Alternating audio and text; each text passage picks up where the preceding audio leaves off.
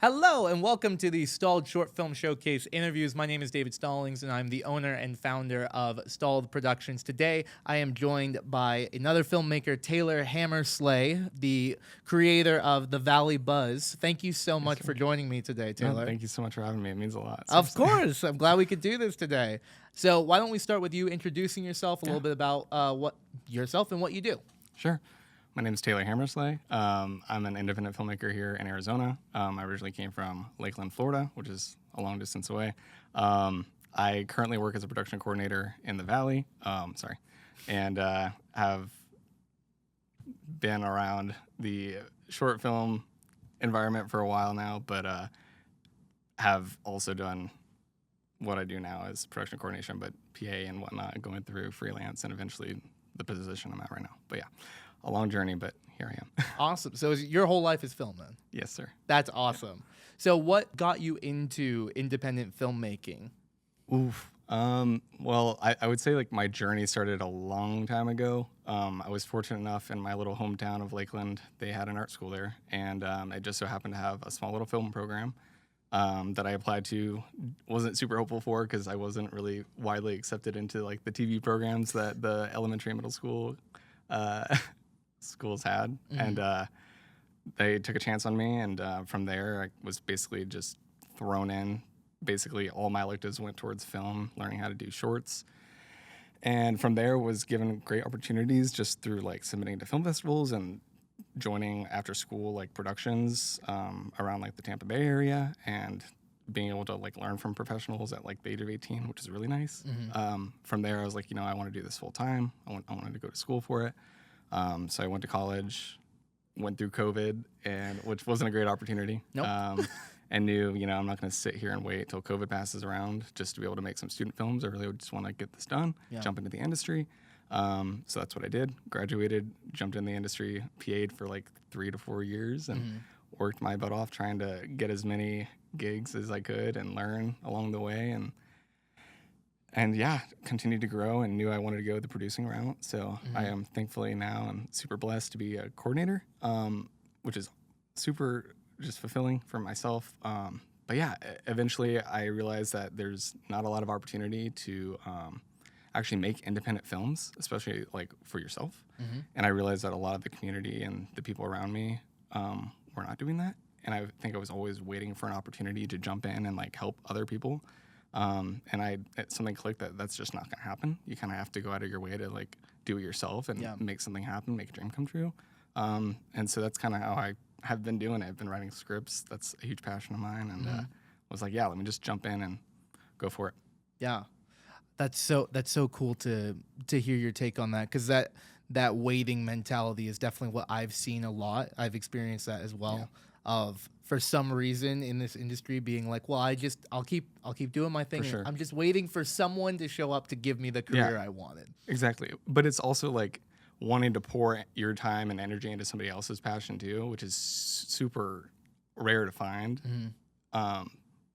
But wanting to do that without pay is also a huge thing. And with independent filmmaking, you rely so much on the creatives that you meet, and wanting to also give them an opportunity that they otherwise would not have.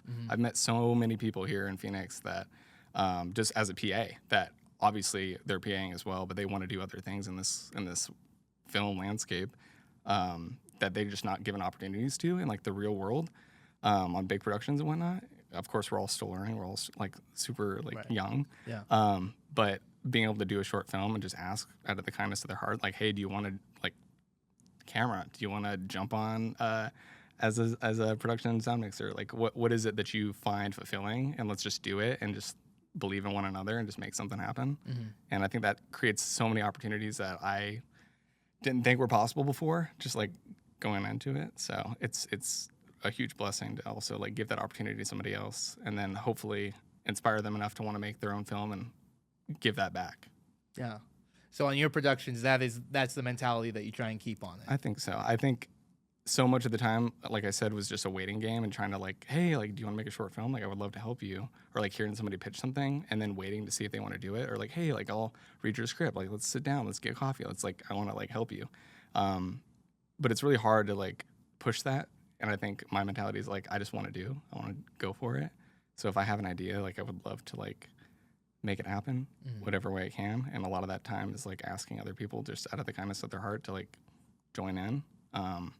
Hopefully being the payback of like, hey, I just want to like pour into you too. Like when you have an idea, like I'm here for it. So with the Valley Buzz, then what was it about this film that you said that you wrote it? Yes. Yes, sir. So what was it about this film that drew you into it? That this was a project that needed to get done. Yeah, it's funny because coming from Florida, there's tons of genres that I was able to do, and then there's a ton of genres that I'm not able to do. And coming to Arizona, like the immediate thing that came to my head was, you know, like this is a landscape that I could never have made a Western in. Like I couldn't have done it in Florida.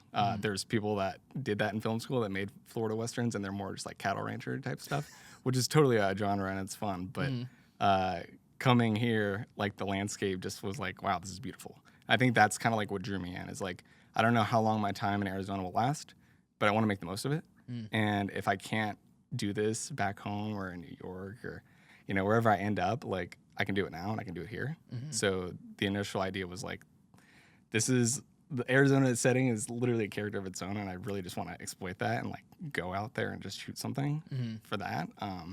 Obviously, the Valley Buzz came from a much different landscape than just, you know, the surroundings. But yeah, that's how it initially started. Was like I felt inspired to like do something with the environment that I found myself in. I love how you put that though. Of that Arizona is really a character in itself. That's actually, I really like that. It is, and and there's so many people that I've met here when pitching the idea to that are like, oh, I've always wanted to do a Western. I'm like, you've grown up here your whole life and you haven't like done that before, and I'm like, that's really cool. Let's do it. Like, why not just do it? So, for you as well, what does filmmaking give you that nothing else does? Sure. There was a question that was actually like asked of me back right before I got into the program in high school. That was, why did you choose film to be your medium to tell a story? And I think that's always like resonated with me because I think as like a young filmmaker or a young kid, it's just like, oh, well, film has everything. Like it's like it includes literally every mode of art there possibly is. But when you like really break it down, it's like, yeah, like anybody can write a book, anybody can write a script. It doesn't mean it develops into a movie. Yeah. Same with art. Like there's reasons that there's paintings on a wall and there's a moving picture behind us, right? So I think for me, it's like it's embodied so much of things that I just like take in on an everyday life. Music is a huge passion of mine. That's a huge motivation for the film itself is a soundtrack. So I knew that like film for me was my medium simply because of how much goes into every aspect of it, whether it's sound, whether it's the visuals, whether it's the characters moving. I don't know. There's just so much that could be built into it that I don't know. Maybe I'm rambling too much. No, you're great. Recenter myself.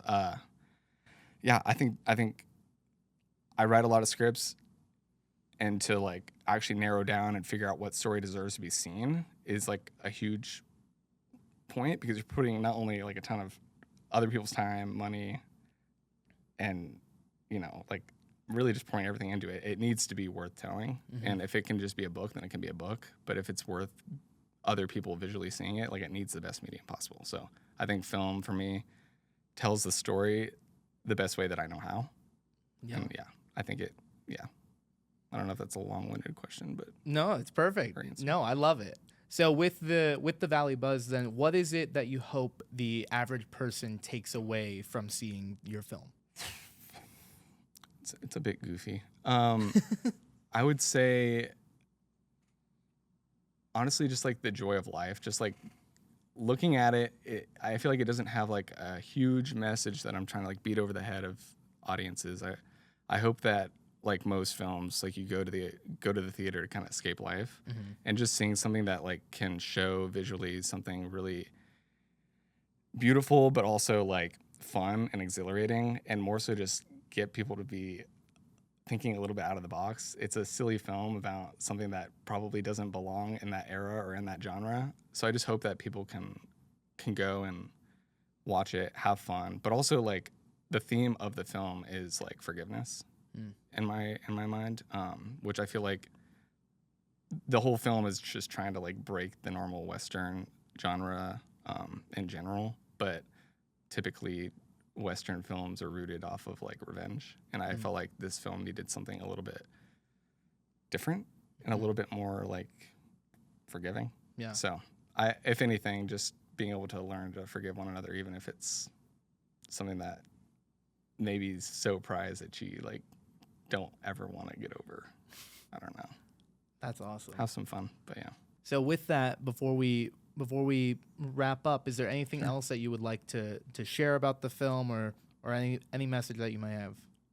I would really just say like go for it. I feel like the community here in Arizona, and I feel like it can be said about other places, but really just believing in yourself and finding the right people that really like not only want to jump in to support you, but also just want to make a movie. You'd be surprised like how many people just really just want to jump in and do things. Like I came to Arizona fully believing that I would never make another short film ever again. Because the community I built in Florida, there's a lot of friends that I've grown up with or went to school with and had based myself in the industry there since literally high school. And so coming out here, I was starting fresh. I was like, there's probably no chance I would ever get an opportunity like this. You'd be surprised how many people really just want to jump in and help you make a story, but also want to, have an opportunity to carry on with their own, profession and try things that they otherwise wouldn't be able to get to do in the industry. So I would say just jump in, do it. It's a great opportunity, and it's hard work to make a film. Like this film, basically, the initial concept came to me back in like 2023, and it took like a year and a half to write it, 3 different versions. Like it's not just like, boom, it's done, it's there. I mean, even the editing process has taken like almost a year. So like, yeah, it's a lot, but it's so worth it to be able to see like a finished product on the screen and like be like, okay, it's not just for me, but it's for other people that worked on it, and hopefully that inspires countless other people to actually give it a try and do it. Yeah. Well, we are very excited to show it at the showcase this year. So thank you so much for sitting with me and talking about it. Yeah. Before we end, where can people find you, keep up with you, or potentially reach out for collaboration of any kind? Sure. I don't use any social media. Fantastic. Thank sadly. But there is a friend of mine who's a producer on the film who is running the production company's Instagram that we made for this film, but hopefully more. Hammersla Productions on Instagram, as well as a website, www.hammerslaproductions.com. Okay. And yeah, we're also still raising money for the film festival circuit, but that can be found on the website as well. Awesome. Yeah. All right, cool. Well, thank you so much, Taylor, for coming and doing this with me. I really appreciate it. Of course, I really appreciate you coming for this. So, and we are excited to show the Valley Buzz. So, cool. So thank you for watching the Stalled Short Film Showcase interviews. You can come see the Valley Buzz as well as all the other films that we are showing on June 20th at Pollack Cinemas. Tickets are at stalledshowcase.com. See you there.